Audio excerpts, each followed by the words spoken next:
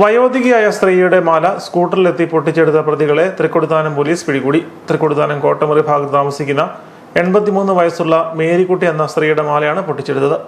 വീടിന്റെ ഗേറ്റിനടുത്ത് വെച്ചാണ് ചെവി കേൾക്കാൻ വയ്യാത്ത മേരിക്കുട്ടിയുടെ മാല പൊട്ടിച്ചെടുത്ത് കൊണ്ടുപോയത്.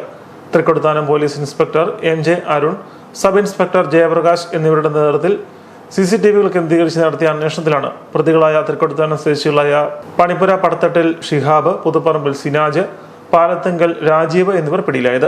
മാല പൊട്ടിച്ചെടുത്ത ശേഷം തിരികെ പോകുന്ന വഴിക്ക് പിടികൂടാതിരിക്കാനായി ധരിച്ചിരുന്ന ഷർട്ടും മുണ്ടും മാറ്റി ചങ്ങനാശ്ശേരി ഭാഗത്തേക്ക് പോവുകയായിരുന്നു. പിന്നീട് മാല ചങ്ങനാശ്ശേരിയിലെ ഒരു ജ്വല്ലറിയിൽ വിൽപ്പന നടത്തി ആ പണവുമായി സിനാജും അനസും കുമളിയിലേക്ക് പോയി.